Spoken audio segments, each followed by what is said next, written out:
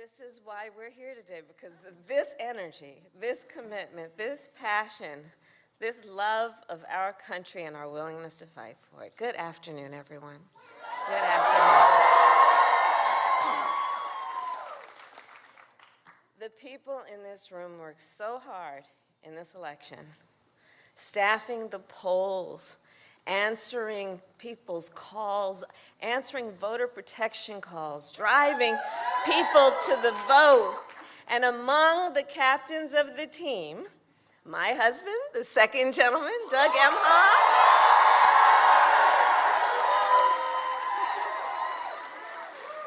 our phenomenal First Lady, Dr. Jill Biden,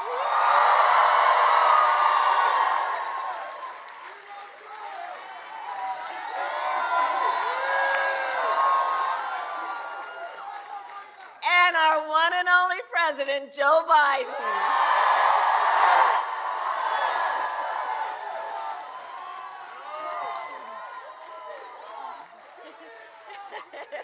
You did it, Joe.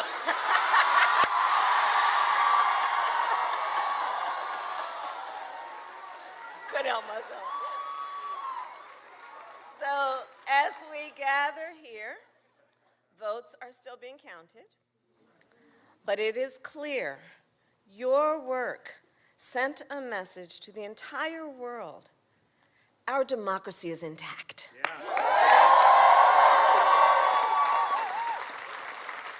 And when democracy is intact, this is what it looks like. And here's the thing, some Democrats won and some Republicans won. That is what happens when more than 100 million Americans participate and vote in free and fair and open elections. That's what happens. And that included young people, seniors, parents with children in tow, working people, who all made their voices heard. And the people in this room and around our country made that possible by standing up for basic American values: freedom, liberty, and the rule of law. And I believe when you know what you stand for, you know what to fight for.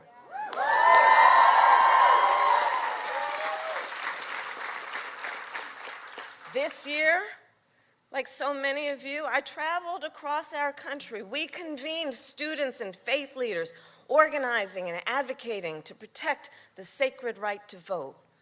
We convened candidates and elected officials defending the right to retire with dignity by defending Social Security and Medicare. And of course, everywhere I went, we brought together people fighting for reproductive freedom,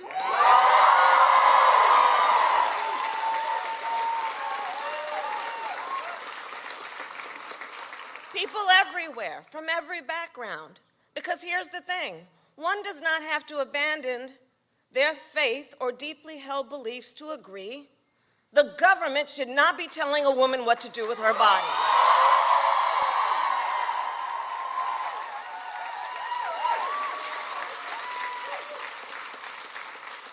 Voters across our country knew what they stood for, so they knew what to fight for. They protected and they protected and they protected reproductive rights in Vermont, in Michigan, in California, and in Kentucky.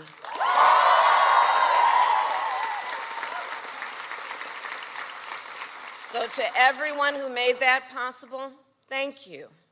Thank you for working the long hours and the late nights, for protecting voting rights on behalf of every American in every community, in every political party. And to the millions of Americans who waited in line, who mailed in your ballot, who rejected big lies and extremism and participated in our democracy, thank you.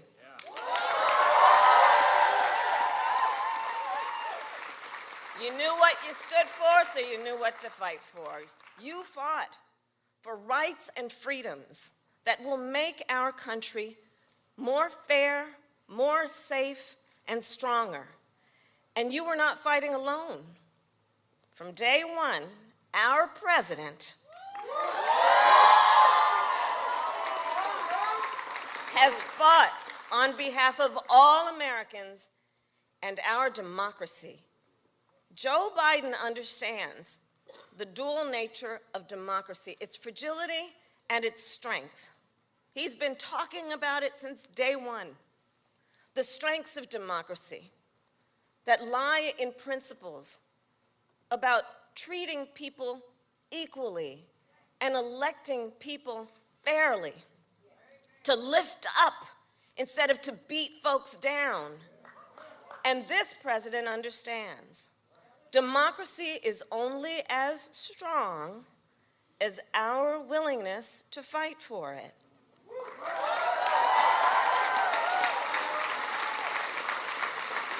And no one fights harder for our democracy than the people in this room and this president.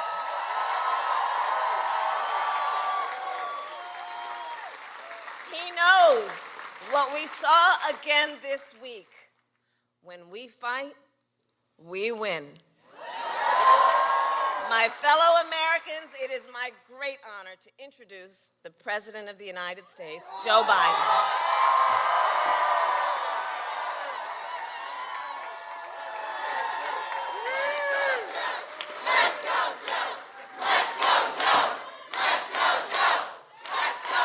Thank you, thank you, thank you. Kamala and Doug, by the way, Doug crisscrossed the country. I think he spent more time making sure that the folks who actually count the votes in these states do it honestly. And thank you, pal.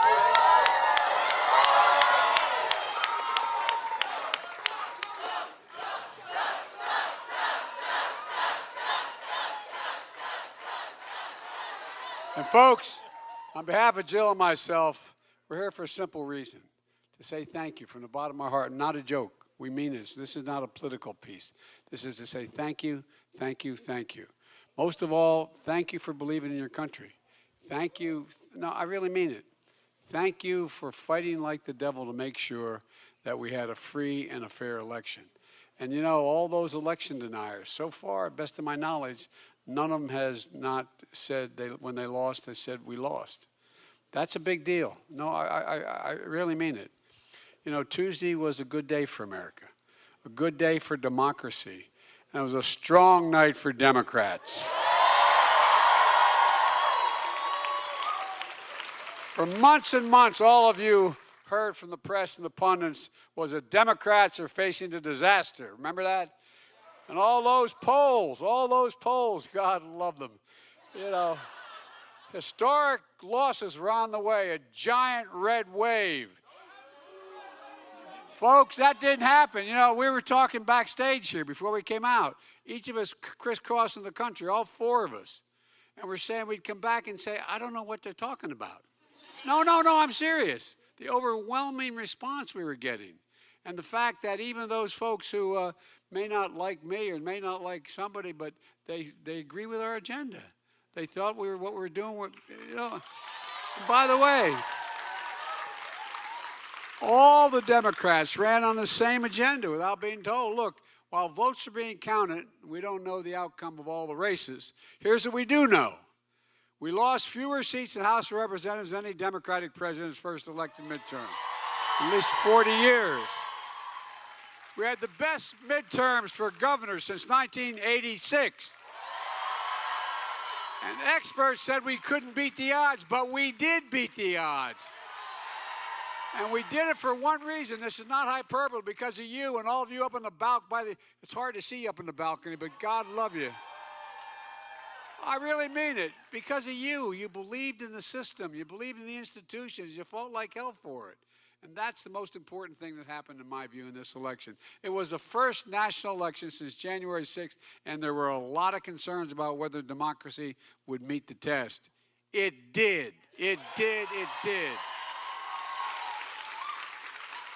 And I want to compliment all those mainstream Republicans. I mean, if they get in, they fought like we usually fight, and we got a result, and we accepted it. Everybody accepted it. So for many of you, you organized. You got the vote out. You volunteered at the polls. Think of all we heard before this election about all the people being intimidated, all the people being threatened at the polls, all the people who worked the polls.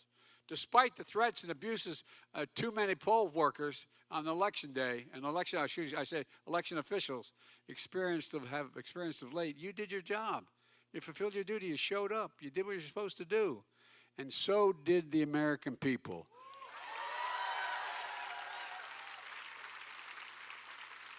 Look, the American people overwhelmingly support our agenda. Lowering prescription drug costs, making health care more affordable, rebuilding America, revitalizing American manufacturing, taking on climate crisis, and finally making big corporations pay their fair share.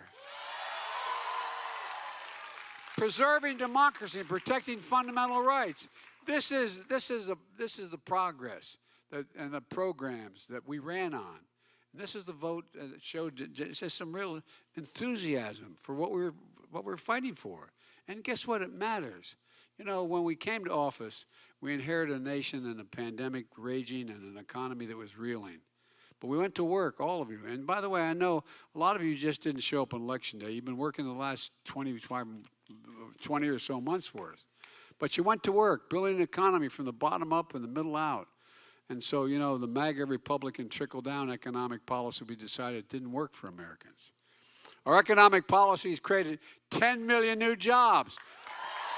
Unemployment went from 6.4% down to 3.7%, one of the lowest in 50 years. American manufacturing is surging with 700 new manufacturing jobs created and many more to come. And look, as I said all during the campaign, where in the hell is it written that America can't lead the world in manufacturing? We are, and we will, and we're going to continue to. Folks, look, just today we learned inflation came down last month. And mainstream economists are saying this is a really positive sign of the resilience of the economic recovery. It's going to take time to get inflation back to normal levels. We could see setbacks along the way, I realize that. But we are laser focused on it. That's why it's so critical for us to pass important legislation this year to lower those costs for families. And I know it's going to take time to implement our entire economic agenda, which we already passed, and for folks to feel it in their day-to-day lives. But I think folks are going to see it in the next few months. That's what's going to, and I think that's what they voted for. Watch what happens when people see new roads, bridges being built in their towns. They start to see the investments being made in electric rail all across America, where it's going to take significant number of vehicles off the road, reducing pollution. Watch what happens when there's affordable high-speed internet in every home in America. Watch what happens when they realize we meant what we said and the lead pipes start being pulled out of schools, daycare centers, homes, all across America. Watch what happens in January when seniors with diabetes on Medicare only have to pay $35 a month instead of $400 a month for their insulin. Watch what happens when big corporations in America start to pay their fair share. And by the way, a 15% tax, isn't that terrible? You all pay more than that. Look, but in 2020, the 55 of the largest corporations in America paid zero on $40 million in profits. Those days are over. And watch what happens when new factories are being built in communities with American workers making the most advanced computer chips in the world. And by the way, that's going to create thousands of good-paying jobs. And I mean jobs between $120,000 and $135,000 a year, and you don't need a college degree to do them. Look, y'all made this possible, and we're just getting started. We're just getting started. We saw extraordinary results in these midterms elections that no one thought possible. More independents voted for Democrats and Republicans in this election. Young people, you voted at historic numbers again, just as you did 2 years ago. Young people voted to continue addressing the climate crisis, gun violence, personal rights and freedoms, student debt relief, all those things which you stepped up to do. And as I said, women in America made their voices heard, man. I said last year that one of the most extraordinary things about the Dobbs decision is what was about to challenge American women when the justice said, let's see, they have it in their power, basically saying, let's see what they're going to do. Well, guess what? Y'all showed up and beat the hell out of them. Look, I said it then. Those who support ripping away the rights to choose don't have a clue about the power of women in America, but now I think they do. And by the way, no one worked harder to get that message across America than this lady right here.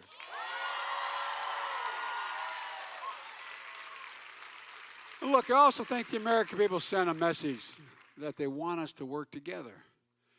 I've always done that. I know I got criticized for it when I ran. I said I was running for 3 reasons. 1, to restore the soul of America. 2, to build this economy from the middle out and the bottom up. And thirdly, to unite the country. Regardless of what the final tally showed, I'm prepared to work with Republicans. But the American people have made it clear. They expect Republicans to work with me as well. And folks, I'll always be open to any good ideas, whether it's Democrat or Republican, to move the country forward. But I've also made it really clear that if Republicans try to repeal the power we just gave Medicare to reduce prescription drug costs, I will veto it and let it happen. If Republicans try to walk away from the historic commitment we just made to deal with the climate crisis, I will not let that happen. If Republicans try to cut Social Security and Medicare, I will not let that happen. And if they try to cut taxes for the super wealthy again, the biggest corporations like they did in the last administration, I will not let that happen either. Look, now as we look at tax cuts, we should be looking at tax cuts for working people and middle-class people. And I'm going to keep the commitment we both made that no one making less than $400,000 a year will ever see a penny in their taxes go up as long as we are in power. And folks, and I love the Republicans talking about big spending Democrats. We're going to keep working to keep the federal deficit low. We cut the deficit in 2 years by $1 trillion, $700 billion, more than ever in all of American history. Oh, I don't want to hear from Republicans calling Democrats big spenders.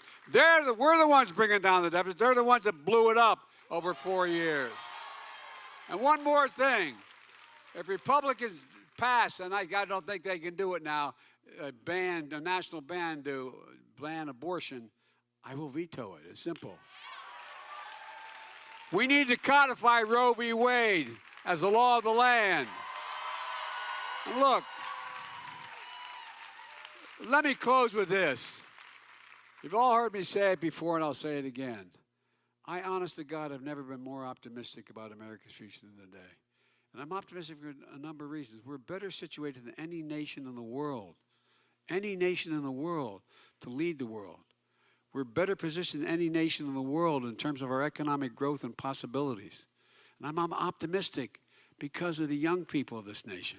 You've heard me say it time and again, and I meant it. Your generation represents the best educated, the most talented, the least prejudiced generation in the history of the United States of America.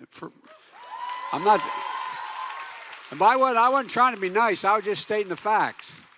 Just stating the facts. In 2020, many of you voted for your first time, and you volunteered in the first election. Well, look at what you did. When you exercised your power to vote, you elected Kamala Harris, the first woman vice president in American history.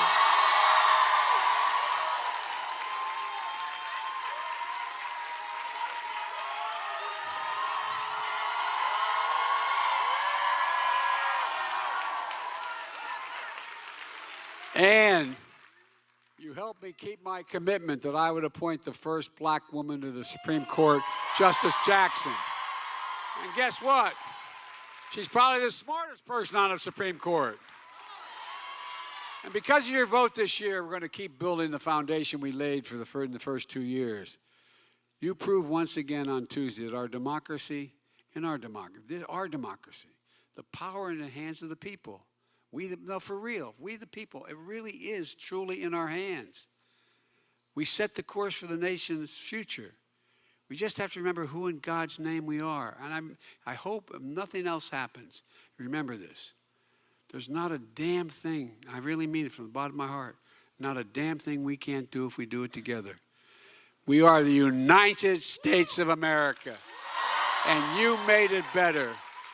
Thank you, thank you, thank you. God bless you all, and may God protect our troops. Go get them. We got a lot of work to do. Thank you, thank you.